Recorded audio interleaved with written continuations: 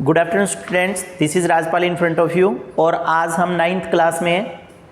Guys आज का हमारा टॉपिक है वेलोसिटी। सबसे पहले देखिएगा गाइज, लास्ट वीडियो में आप लोगों को मैंने बोला था कि स्पीड और velocity and after that acceleration, इन तीनों की टाइप स्पीड जैसी होगी। दैट मीन्स जिस तरह से हमने स्पीड और स्पीड की टाइप को डिस्क्राइब किया था उसी तरह से वेलोसिटी और एक्सेलरेशन को डिस्क्राइब कर रहे हैं। फिर भी आज मैंने दोबारा से लिखा है, देखिए वेलोसिटी का फॉर्मूला, पहले वेलोसिटी को ओवर करते हैं। वेलोसिटी का फॉर्मूला है डिस्प्लेसमेंट बाई टाइम। आपको डेफिनेशन बनानी बताई थी, जो चीज़ टाइम से डिवाइड होती है उसकी डेफिनेशन बहुत ईजी हुआ करती है। उसके लिए आपको बोलना होता है रेट ऑफ चेंज ऑफ, जो ऊपर लिखा हुआ है। तो वेलोसिटी की डेफिनेशन बन गई, rate of change of displacement is known as velocity. Definition सबको क्लियर होगी।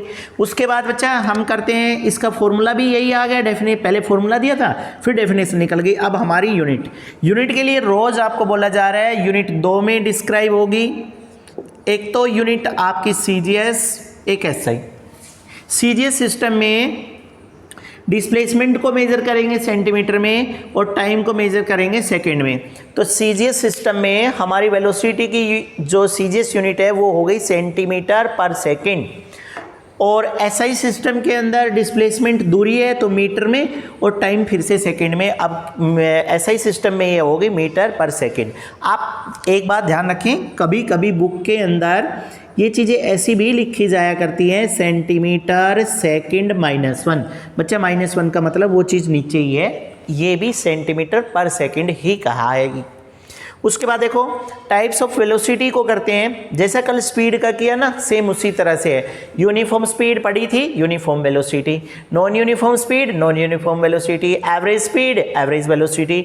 Instantaneous speed, instantaneous velocity. अब अगर आप थोड़ा सा फोकस करके देखें तो सबसे इंपॉर्टेंट बात ये निकल करके आती है कि दोनों में डिफरेंस क्या है। तो बच्चा डिफरेंस डिस्प्लेसमेंट है। फिर हम थोड़ा सा और सोचे तो हमें याद आता है कि पहले वीडियो में सर ने बोला था डिस्टेंस और डिस्प्लेसमेंट।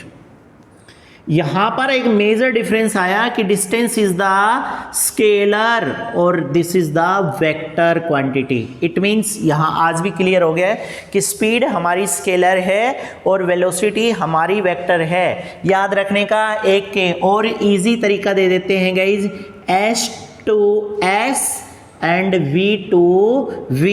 याद रखें S to S and V to V। That means S stand for speed, S for scalar, V for velocity, V for vector। याद रखें S by S, V by V। ये याद रह जाएगा आपको, S by S, V by V। S speed scalar, V velocity vector। बहुत अच्छी सी बात आ गई।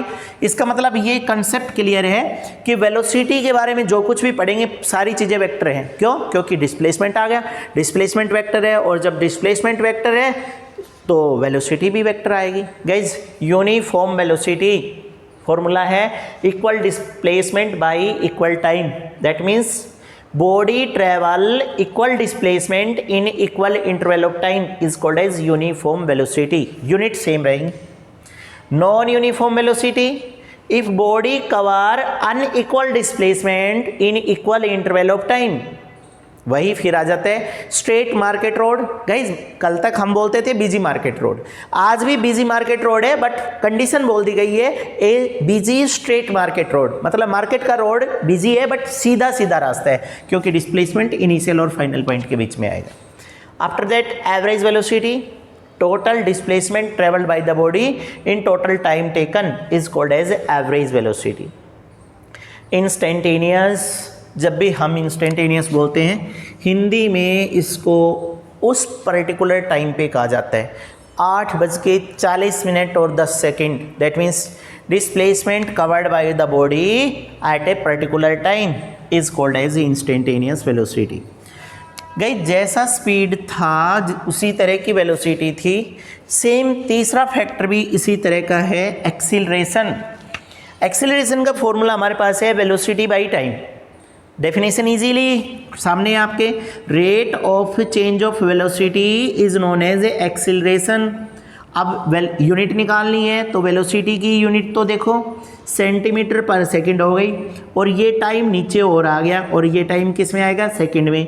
सेंटीमीटर सेकंड -1 और नीचे वाली ऊपर जाएगी तो -2 सेंटीमीटर पर सेकंड स्क्वायर। कुछ लोग सेकंड से सेकंड काट देते हैं, ऐसी गलती ना करें प्लीज़। सेंटीमीटर पर सेकंड स्क्वायर। और एसआई सिस्टम में क्या आएगा? एसआई सिस्टम के अंदर यही चीज़ निकल करके आएगी मीटर पर सेकंड स्क्वायर। अब आप मुझे बताइएगा, आपको मेरी बात समझ में आई? सबसे इंपॉर्टेंट बात गई, जो टाइप वेलोसिटी की है वो सारी टाइप एक्सीलरेशन की है। उसके अलावा मेनली 2 काइंड का एक्सीलरेशन पढ़ेंगे, काइंड्स ऑफ एक्सीलरेशन। आप एक फॉर्मूला देखिएगा, velocity by time. Guys, velocity by time, rate of change of velocity is known as acceleration. Acceleration में सबसे इंपॉर्टेंट बात पॉजिटिव एक्सीलरेशन और दूसरा नेगेटिव एक्सीलरेशन। आप डेफिनेशन देखो, सारे नेगेटिव को छोड़ करके सारे एक्सीलरेशन ही पॉजिटिव होते हैं। क्यों? क्योंकि वेलोसिटी बाई टाइम। अब एक बात सुनो हिंदी में, velocity of the body change but velocity increases continuously. Guys, एक कार पहले 20 पे चल रही है, फिर 30 पे चलेगी, फिर 40 पे, फिर 50 पे। इसका मतलब वेलोसिटी बदल रही है। वेलोसिटी बदल रही है बट वेलोसिटी बढ़ रही है। इस तरह से जो एक्सीलरेशन आएगा वो पॉजिटिव एक्सीलरेशन होगा। That means velocity of the body change but increases continuously, लगातार इंक्रीज हो रही है, then that is called as positive acceleration. और नेगेटिव में क्या होगा? देखो, एक बात तो कंडीशन है, वेलोसिटी चेंज होनी चाहिए। वेलोसिटी बाई टाइम है, rate of change of velocity, velocity change होनी चाहिए और वेलोसिटी चेंज होगी तो एक्सेलरेशन आएगा। बट नेगेटिव कैसे पढ़ेंगे?